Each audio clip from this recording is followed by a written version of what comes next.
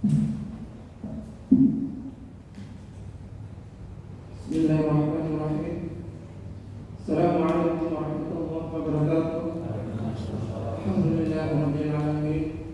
Innal hamdalillah nahmaduhu wa nasta'inuhu wa nastaghfiruhu wa na'udzu billahi min shururi anfusina wa min sayyi'ati a'malina.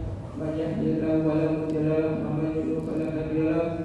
Asyhadu an la ilaha illallah wahdahu la syarika lahu wa asyhadu anna Muhammadan 'abduhu wa rasuluhu la nabiyya ba'dahu.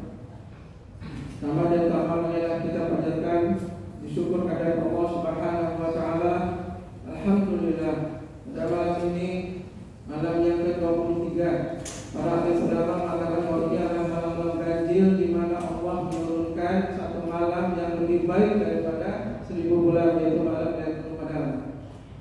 Salam dan salam semoga tetap Allah curahkan pada junjungan kita Nabi besar Nabi Muhammad sallallahu alaihi wasallam, hamba yang telah mengantarkan umatnya kepada jalan yang lurus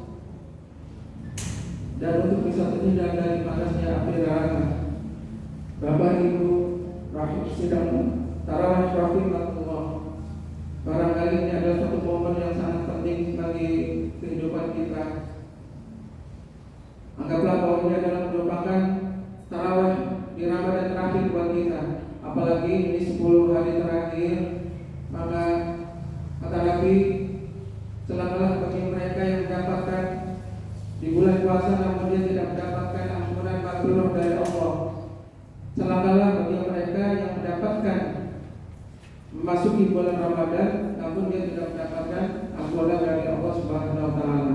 Oleh karena itu, marilah kita isi bulan Ramadan ini dengan berbanyak ibadah, berbanyak tilawah Quran dan yang lain-lainnya. Apalagi di sini adalah 10 terakhir malam ganjil. Nabi mensyaratkan bahwasanya kita seharusnya mendekatkan ikat pinggang kita, menjauhkan dari istri kita, dan kita beritikaf di masjid, berzikir, dan masih banyak ibadah-ibadah yang bisa kita lakukan untuk mengisi malam-malam di bulan Ramadan ini. Apakah kita mengira bahwa amalan-amalan kita selama bulan Ramadan Allah pasti menerima? Belum tentu. Para nabi juga berdoa kepada Rabb-nya, khawatir manakala pahala-pahala yang sudah dilakukannya Allah tidak menerimanya. Sesuatu yang melelahkan adalah bukan kita lari maraton 42 km atau membangun gedung-gedung tinggi, namun yang melelahkan adalah ketika kita melakukan amalan-amalan ibadah, terlebih di bulan Ramadan ini, namun amalan-amalan itu tidak satu ujung kuku pun Allah terima. Inilah yang membuat kadang-kadang kita juga pede bahwasanya kita pasti menjadi orang-orang yang amalannya diterima. Maka berdoalah kepada Allah semoga amalan-amalan selama bulan Ramadan itu yang kita lakukan Allah ridho dan Allah tentunya menerimanya. Seperti halnya Nabi kita Nabi Muhammad SAW, seperti Nabi kita yang seperti dilakukan Nabi kita setiap ba'da subuh beliau berdoa, Allahumma inni a'udzubika ilman nafi'an wa rizqan thayyiban wa amalan mutaqabbalan. Bahwasanya Nabi kita saja yang sudah dijamin masuk surga, tidak ada penghalang, beliau masih berdoa semoga dia diberikan ilmu dan manfaat dan amalan-amalan yang bisa diterima. Apalagi kita, maka beranggaplah bahwasanya amal yang kita lakukan mungkin barangkali tidak diterima. Oleh karena itu berharap dengan sangat kita berdoa semoga apa yang kita kerjakan yang mungkin barangkali itikaf, tilawah atau sedekah yang lainnya, semoga kita berharap semoga Allah menerimanya. Ada amalan-amalan, ada dua amalan zahir dan amalan batin. Amalan zahir mungkin barangkali seseorang bisa terlihat Islam itu terdiri dari Islam, iman dan ihsan. Begitu juga dengan amalan. Islam adalah merupakan amalan zahir seperti ibadah sholat, ibadah haji, zakat dan sebagainya yang terlihat oleh kita. Amalan-amalan zahir itu bisa rusak karena amalan batin, yaitu iman. Beberapa hal yang mungkin barangkali merusak amalan-amalan dohir yang kita lakukan. Di antaranya mungkin sifat dengki, iri, ujub, sombong, riya, dan lain sebagainya. Itu amal-amal batin yang mungkin terkadang bisa lebih dasar untuk bisa merusak amalan-amalan dohir. Bagaimana kita supaya amalan-amalan dohir itu bisa Allah terima? Maka perbaikilah amalan batin. Oleh karena itu setiap kali bahwasanya kita mempunyai moto tingkatkan ikhtiarmu, namun niat itu harus juga diperhatikan. Karena sebelum amalan-amalan dohir ketika dilakukan tanpa amalan batin yang bagus, maka insya Allah amalan dohir itu tidak akan diterima oleh Allah Subhanahu Wa Taala. Beberapa amalan dohir seseorang kelihatan amal dohirnya sangat bagus, luar biasa. Sholatnya rajin, ibadah hajinya rajin, sedekahnya juga rajin. Namun dia mempunyai sifat pemarah, dengki, tidak pemarah, tidak bisa memaafkan ketika ada bersinggungan dengan sesama muslimnya. Maka disitulah orang-orang yang tidak sabar ketika amalan dohirnya bagus, namun amalan batinnya kurang, jelek atau bahkan. Itulah yang membuat Allah tidak suka dengan kita. Ketika kita mementingkan amalan dohir, ketika kita menyiapkan menyumbang sesuatu yang rupiah sekian, namun di dalam hatinya terbetik untuk mempunyai sifat riya atau yang lainnya, maka sungguh itu lebih berbahaya daripada orang yang terlihatnya biasa-biasa saja, namun amalan batinnya itu luar biasa. Ada kisah, suatu saat Rasulullah itu sedang memberikan tausiahnya, kajiannya kepada para sahabat. Rasulullah bersabda akan datang seseorang yang sudah dijamin masuk surga. Lalu datanglah seseorang dari kaum Ansor, dia menentengkan sandalnya sambil sedikit meneteskan air bekas wudhu. Hal itu diucapkan berkali-kali ketika sedang memberikan kajian kepada sahabat-sahabatnya, bahwa akan datang seseorang yang sudah dijamin masuk surga, sampai 3 kali. Para sahabat bingung, kenapa Rasulullah mengatakan itu sampai berturut bertiga kali, ini sesuatu yang luar biasa. Ada salah satu sahabat Nabi, Abdullah bin Amr, itu penasaran. Dia penasaran kenapa ini pemuda ini dijamin oleh Nabi, dikatakan bahwa dijamin bahwa ini adalah jamin masuk surga. Lalu sahabat Abdullah bin Amr bin As lalu datang kepada pemuda yang sudah dijamin oleh, katanya dijamin oleh masuk surga oleh Nabi. Amr bin As lalu menginap untuk beberapa hari, ingin tahu amalan-amalan apa yang dilakukan oleh pemuda yang kata Rasulullah itu dijamin masuk surga. Selama 3 hari Amr bin As tidak menemukan ibadah-ibadah yang mungkin sudah dilakukan oleh para sahabat. Dilihatnya yang mulai tidak ada, yang lainnya tidak ada, sedangkan juga mungkin barangkali tidak terlalu banyak. Malamnya biasa tidur. Oleh karena itu ini tidak ada amalan khusus spesial, tidak ada amalan khusus. Kenapa Nabi itu mengatakan bahwa pemuda yang dijamin masuk surga? Oleh karena itu Amr bin As menanyakan kepada pemuda itu, pemuda, Nabi mengatakan bahwa dirimu sudah dijamin masuk surga. Amalan apa yang akan kamu lakukan? Sementara aku tidak melihat amalan-amalan spesial yang sudah kamu lakukan selama 3 hari dan 3 malam. Lalu pemuda itu mengatakan bahwasanya aku tidak melakukan amalan apa spesial yang kau lihat selama 3 hari menginap di rumahku. Namun aku ketika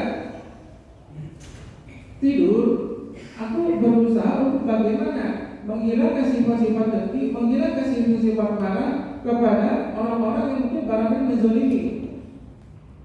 Itulah amalan-amalan yang barangkali sederhana, namun dicintai, sangat dicintai oleh Allah Subhanahu Wa Taala. Kita seringkali melihat orang-orang yang mungkin penampakannya hanya biasa-biasa saja. Mungkin, mohon maaf, barangkali dia tukang ojek atau tukang yang lain-lainnya. Dia mungkin sholatnya juga mungkin hanya pakai pakaian biasa. Namun barangkali dia juga lebih dekat ketatannya sendiri. Mungkin kita juga yang mau pakai gamis, pakai sarung, dan mungkin di masjid juga terus berzikir, tilawah Quran. Siapa yang bisa menjamin amalan zahir mana yang kita bisa terima ketika amalan-amalan batin kita bisa merusak amalan zahir yang kita lakukan? Itulah makanya sebesar apapun amalan zahir, ketika kita tidak merawat amalan batin, maka sesungguhnya itu adalah seperti kayu bakar yang terbakar oleh apinya. Jadi Allah tidak akan menerima amalan-amalan kita. Oleh karena itu, marilah kita berdoa kepada Allah, semoga kita selain kita berdoa mohon ampun, namun kita juga berdoa untuk supaya tidak mempunyai sifat dengki kepada sesama muslim, seperti halnya di Quran surat Al-Hasyr ayat 10, bahwasanya ya Allah, ampunilah aku dan saudara-saudaraku yang sebelum aku, dan janganlah kau tanamkan sifat dengki kepada diriku, dan semoga engkau menerima apa yang telah aku kerjakan. Artinya bahwa sifat dengki itu bisa mengingat atau ada pada diri seorang ulama, seorang ustaz, bahkan seorang kiai pun yang notabene mungkin sudah habis Quran dan sebagainya. Ketika mempunyai sifat dengki, maka situlah akan merusak amal ibadah. Ibnu Jauziyah mengatakan bahwasanya setan itu membiarkan hambanya, membiarkan kita ketika kita menyesal ketika kita meninggalkan sholat. Begitu juga sama, setan itu membiarkan kita menyesal kalau kita tidak puasa Ramadan misalnya. Namun perlu diketahui bahwa setan dan iblis itu tidak akan membiarkan ketika kita sebagai umat Islam, sebagai umatnya Nabi Muhammad SAW mempunyai sifat dengki. Disitulah sifat-sifat ujub dan dengki iblis tanamkan. Kenapa? Ya, sifat-sifat itu yang akan merusak amal-amal zahir yang ada pada diri kita. Oleh karenanya itu, maka perhatikanlah bahwa sekali lagi setan itu membiarkan kita menyesal ketika kita tidak sholat tepat waktu ataupun tidak yang lainnya, namun membiarkan ketika kita, namun iblis dan setan tidak akan tinggal diam ketika kita mempunyai sifat dengki. Bagaimana iblis dan setan itu supaya umatnya Nabi itu terus mempunyai sifat iri, dengki, ujub dan lain sebagainya. Karena amalan-amalan zahir itu yang akan merusak amalan batin, itu akan merusak amalan zahir itu. Oleh karena itu, marilah ketika kita masuk di bulan Ramadan, kita muhasabah, kita mohon istighfar. Mungkin barangkali juga kita mempunyai sifat-sifat dengki. Kadang sifat dengki itu tidak akan tampak dan akan sulit sekali untuk kita mengevaluasi, karena sifat dengki itu seperti hanya semut hitam di atas batu hitam di kegelapan malam, sangat sulit untuk bisa diterawang dan dilihat. Marilah kita di malam yang terakhir di 10 hari terakhir di 3 fase terakhir di bulan Ramadan ini, semoga kita tetap berikan istiqomah oleh Allah Subhanahu wa taala untuk terus mengisi bulan-bulan Ramadan ini dengan amal-amalan ibadah, baik amalan batin dan amalan zahir. Karena ketika Allah menginginkan kita, ketika Allah sayang kepada kita, maka Allah sibukkan kepada kita dengan sesuatu yang melakukan suatu ketaatan ibadah. Jadi kalau misalnya kalau kita ingin melihat apakah Allah itu sayang enggak ya sama kita, kita lihat saja dari hari ke hari, dari waktu ke waktu, bagaimana minat kita baca Quran, bagaimana kita untuk bisa itikaf dan sebagainya. Ketika kita mudah melakukan suatu ketaatan, ibadah-ibadah yang mungkin Allah ridhoi, itulah mungkin barangkali barakatan Allah suka kepada kita. Namun paham sebaliknya, ketika Allah tidak suka kepada hambanya, maka Allah sibukkan hambanya itu untuk melakukan suatu perbuatan-perbuatan yang mungkin perbuatan duniawi dan perbuatan maksiat yang mungkin tidak Allah ridhoi. Nah, seperti itulah. Jadi barangkali ada saudara kita yang mungkin barangkali masih belum tertarik untuk bisa datang ke masjid, tilawah dan lain sebagainya ketika di malam-malam bulan Ramadan, maka mungkin sesungguhnya itu Allah sudah tidak suka kepada kita. Nah itu mari kita bersama-sama beristighfar, kita mengisi malam-malam kajian ini, malam terakhir di 3 fase terakhir ini, supaya ketika nanti kita dipanggil oleh Allah, sesungguhnya kita mempunyai bekal untuk di kehidupan akhirat. Dan belum diketahui bahwasanya dari bulan Ramadan ke bulan Ramadan itu seperti hanya jaraknya dari seperti bumi dan matahari. Itu begitu ruginya ketika kita tidak bisa memanfaatkan 1 bulan Ramadan. Apakah kita juga sekian tahun kita bisa mengikuti bulan Ramadan itu, dan berapa kali bulan Ramadan bisa Allah terima? Dan kita juga tidak tahu. Semoga bulan Ramadan ini barangkali bulan Ramadan terakhir buat kita. Oleh karena itu kita harus bersungguh-sungguh, jangan lewatkan bulan Ramadan ini, apalagi sudah sekarang malam ke-23. Mari kita tingkatkan dan berbanyak membaca tilawah dan lain sebagainya. Demikian, kurang lebihnya mohon maaf. Wassalamualaikum warahmatullahi wabarakatuh.